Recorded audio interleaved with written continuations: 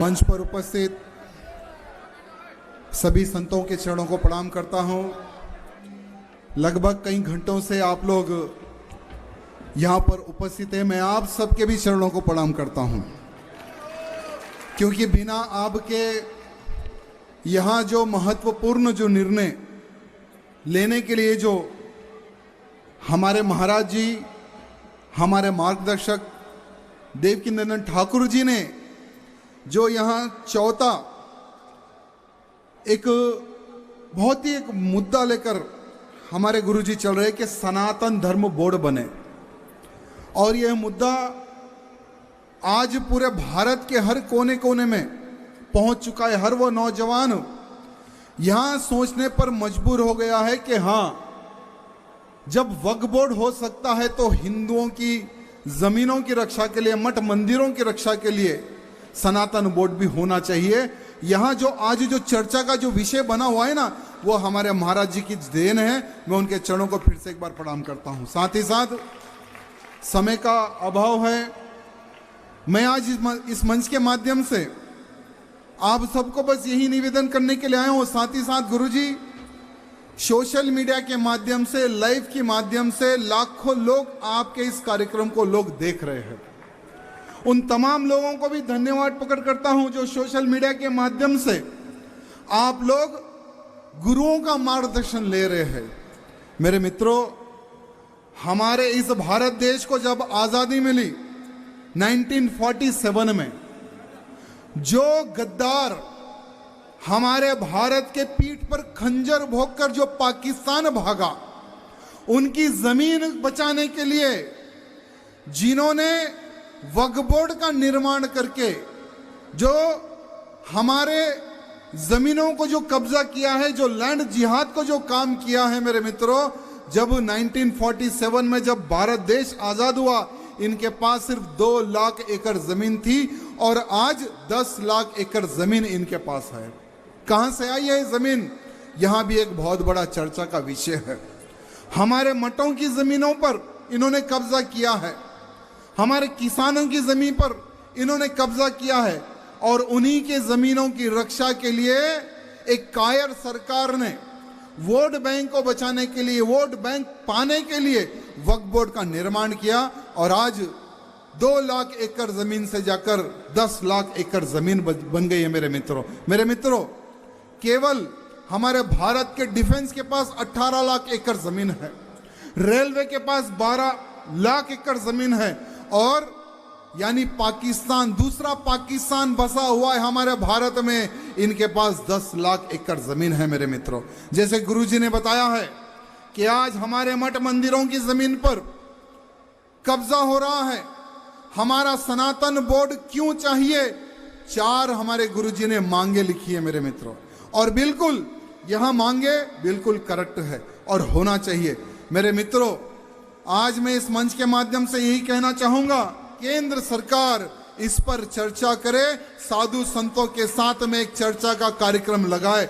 यहां मैं हमारे प्रधानमंत्री मोदी जी से निवेदन करना चाहता हूं, क्योंकि उम्मीद आपसे ये दूसरों से उम्मीद नहीं है, क्योंकि उम्मीद तो हम हमारे अपने लोगों से किए जाते हैं, दूसरों से तो कोई उम्मीद नहीं है। क्योंकि जिन्होंने वक्फ बोर्ड बनाया है उनसे क्या हम उम्मीद रख सकते हैं? जो राम मंदिर जिन्होंने बनाया है, हम उनसे ही उम्मीद रख सकते हैं, और दूसरे किसी से हम उम्मीद नहीं रख सकते मेरे मित्रों। इसलिए मैं हमारे प्रधानमंत्री मोदी जी से निवेदन करना चाहूंगा, बोलिए मोदी जी और क्या करें। आज ये चौथा धर्म संसद का आयोजन किया गया है। एक संत होकर भी जनता के सामने आकर भीख मांग रहा है कि सनातन बोर्ड बने। क्यों? क्योंकि हमारे मठ मंदिर आज खतरे में हैं।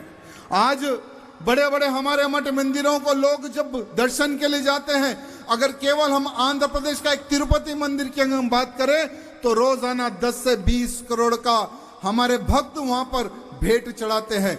लेकिन जैसे गुरुजी ने बताया है कि साल में 500 करोड़ रुपए सरकार वहां से उठाती है, वो 500 करोड़ रुपए विधर्मियों के ऊपर खर्च करती है। ये होना चाहिए क्या?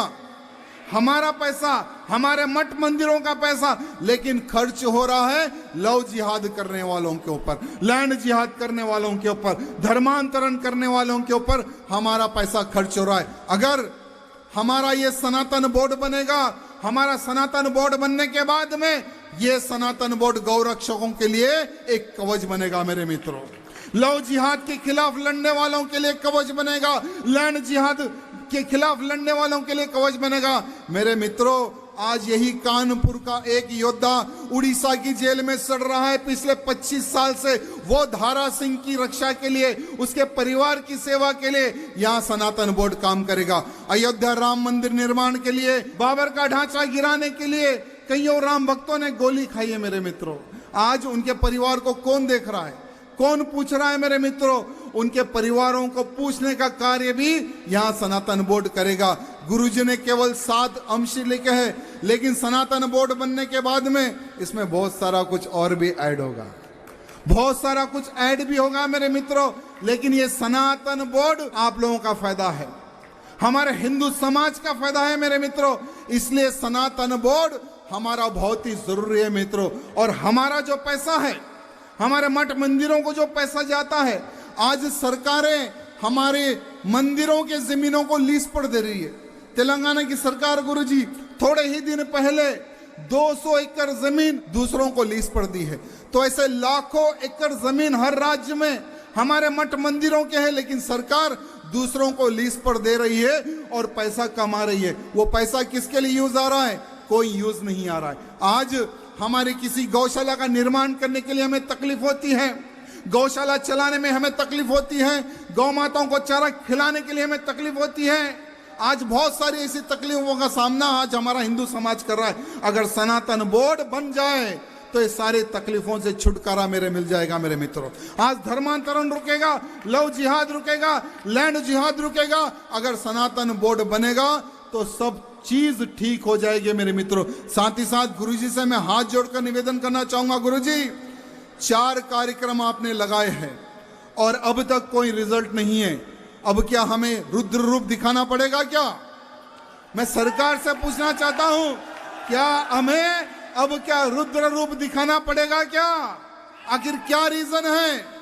जब सरकार एक बहुत अच्छा निर्णय ले सकती है कि इस वक्फ बोर्ड को हम खत्म कर देंगे, बहुत अच्छा निर्णय है, लेकिन हमारे मठ मंदिरों के पैसे को बचाने के लिए, हमारे मठ मंदिरों की जमीनों को बचाने के लिए सनातन बोर्ड के ऊपर क्यों चर्चा नहीं हो रही है और क्यों संसद में उसकी चर्चा नहीं हो रही है, आज सोचने का विषय है। इसलिए संसद में कुछ ऐसे भी हमारे लोग जाने चाहिए, ऐसे भी हमारे संत जाना चाहिए जिनके डर से वहां पर हिंदुत्व के लिए चर्चा हो, सनातन बोर्ड के लिए चर्चा हो।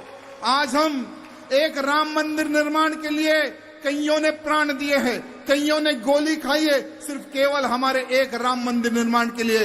तो बोलिए काशी के लिए और कितने प्राण देने पड़ेंगे, मथुरा के लिए और कितने प्राण देने पड़ेंगे? जैसे गुरुजी ने कहा है कि राम मंदिर तो एक झांकी था, काशी मथुरा अभी बाकी है। तो ऐसे बहुत सारे हमारे मंदिर अभी बाकी है मेरे मित्रों, जिन मंदिरों को तोड़कर इन मुगलों ने मस्जिदें बनाई हैं, दरगाह बनाई हैं। सब चीज हम लेके रहेंगे, एक एक चीज हम लेके रखेंगे, लेकिन वो तभी होगा मेरे मित्रों जब हमारा सनातन बोर्ड बनेगा। इसलिए आज इस मंच के माध्यम से मैं सबको हृदय से धन्यवाद प्रकट करता हूं, जो आप इस बोर्ड के समर्थन में इतना समय लेकर जो आपने आया है, इसके लिए मैं आप सबको हृदय से प्रणाम करता हूं और मंच पर उपस्थित सभी गुरुवरों के चरणों को प्रणाम करता हूं, जो आप हर बार गुरुजी को शक्ति के रूप में यहाँ पर पधारते हैं। और गुरुजी के चरणों को प्रणाम करता हूं जो मुझे यहाँ पर बुलाकर एक छोटा सा अवसर देते और आशीर्वाद देते। बहुत बहुत धन्यवाद। जय सिया राम।